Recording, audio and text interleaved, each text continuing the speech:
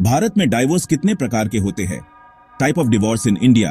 भारत में तलाक की याचिका दायर करने के लिए डिवोर्स के मुख्य रूप से दो प्रकार होते हैं, जो कि इस प्रकार है। 1. आपसी सहमति से डिवोर्स बाय म्यूचुअल कंसेंट। 2. विवादित तलाक कंटेस्टेड डिवोर्स। आपसी सहमति से तलाक डिवोर्स। दोनों पति पत्नी अपने वैवाहिक जीवन को समाप्त करने के लिए सहमत होते हैं और दोनों एक साथ अपनी मर्जी से कोर्ट में डाइवोर्स की याचिका दायर करते हैं। इस कानून के तहत दोनों पति पत्नी को यह साबित करना होगा कि वे एक दूसरे से 1 साल से अलग रह रहे हैं और अब दोनों मिलकर आपसी सहमति म्यूचुअल कंसेंट से ये तलाक लेना चाहते हैं। विवादित तलाक एक तरफा। इसमें पति या पत्नी में से कोई एक तलाक के लिए पिटीशन फाइल करता है, लेकिन दूसरा उसका विरोध करता है। लेकिन विवाह के लिए बनाए गए कानूनों में पति व पत्नी दोनों के लिए कुछ जरूरी कानून बनाए गए हैं। यदि दोनों में से कोई एक पक्ष इन अधिकारों का उल्लंघन वायोलेशन ऑफ राइट्स करता है तो दूसरा पक्ष तलाक के लिए याचिका दायर कर सकता है। यह एक ऐसी प्रक्रिया होती है जिसमें पति पत्नी संपत्ति के विभाजन, बच्चे का पालन पोषण, गुजारा भत्ता या किसी अन्य बात को लेकर समझौता करने में असमर्थ होते हैं। विवादित तलाक लेने के लिए मुख्य आधार कौन से हैं? भारत में कंटेस्टेड डिवोर्स लेने के आधारों को भी अलग अलग धर्मों के अनुसार ही बताया गया है, जो कि इस प्रकार है। हिंदू विवाह अधिनियम हिंदू मैरिज एक्ट 1955। हिंदू विवाह अधिनियम 1955 हिंदुओं, बौद्ध, जैन और सिखों पर लागू होता है। परित्याग द्वारा तलाक। एक पति या पत्नी बिना किसी उचित कारण या सहमति के कम से कम 2 साल की निरंतर अवधि के लिए दूसरे को छोड़ देते हैं। क्रूरता के कारण तलाक। पति पत्नी में से कोई एक दूसरे के साथ शारीरिक या मानसिक क्रूरता करता है, जिससे विवाह को जारी रखना मुश्किल हो जाता है। व्यभिचार के कारण।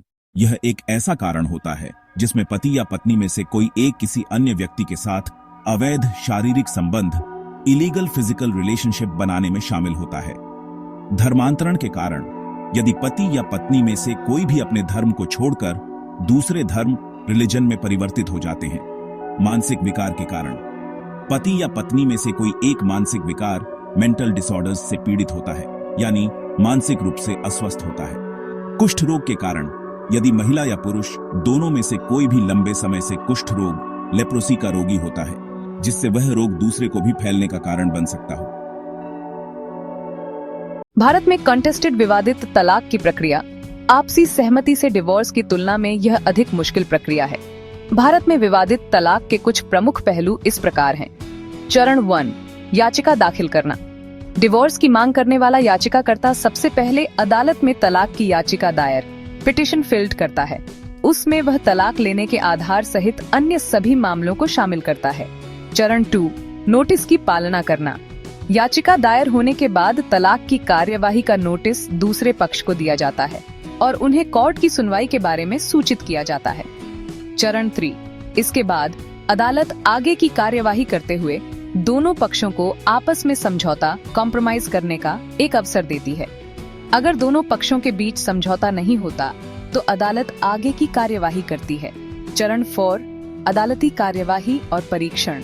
दोनों पक्ष कोर्ट के सामने अपनी दलीलें, आर्ग्यूमेंट्स, सबूत और गवाह पेश करते हैं, जिसके बाद अदालत सबूतों की जांच करती है और तर्कों को सुनती है और मामले के लागू कानूनों और परिस्थितियों के आधार पर चाइल्ड कस्टडी, संपत्ति के बंटवारे और गुजारा भत्ता जैसे विभिन्न मुद्दों पर निर्णय लेती है।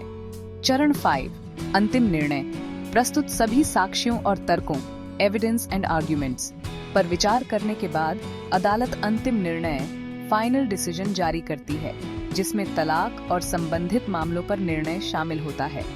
जिसके बाद अदालत डिक्री पारित करती है और तलाक के बाद दोनों पक्षों के अधिकारों और दायित्वों राइट्स एंड ऑब्लिगेशंस को निर्धारित करता है। आपसी सहमति से तलाक कैसे लेते हैं? पति पत्नी के बीच आपसी सहमति व तलाक की शर्तों के साथ विवाह को समाप्त करने के लिए सभी बातों का समझौते होना चाहिए, जिसमें बच्चे किसके पास रहेगा, मुलाकात के अधिकार, संपत्ति का बंटवारा, गुजारा भत्ता, एलिमोनी जैसी बातें शामिल है।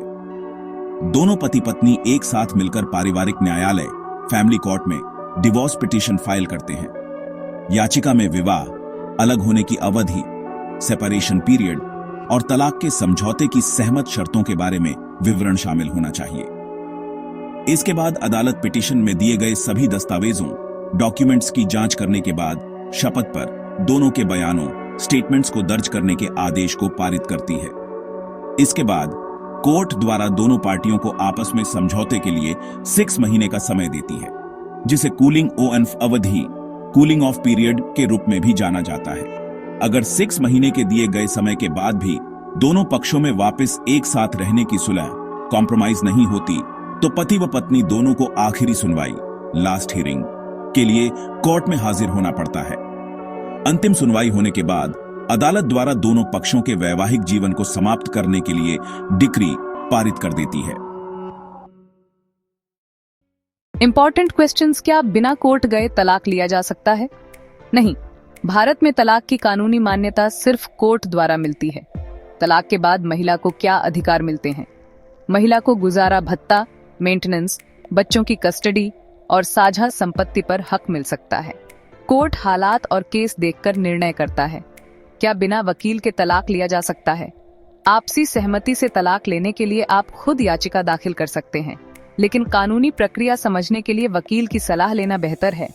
डॉक्यूमेंट्स तैयार रखें और बच्चों के हित को प्राथमिकता दें। वकील से सलाह लेकर प्रक्रिया को समझना और प्रमाण जोड़ना महत्वपूर्ण है। समर्थन समूहों और महिला सहायता संगठनों से मदद लें यदि आवश्यक हो।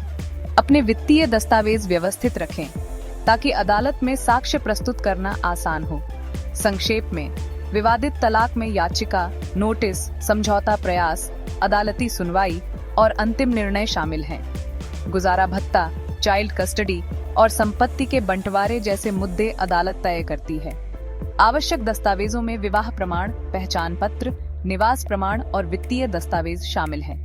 कानूनी सलाह लें और अपने अधिकारों के बारे में जानकारी रखें। यदि आप असुरक्षित महसूस कर रही हैं, तो तुरंत नजदीकी सहायता सेवाओं से संपर्क करें।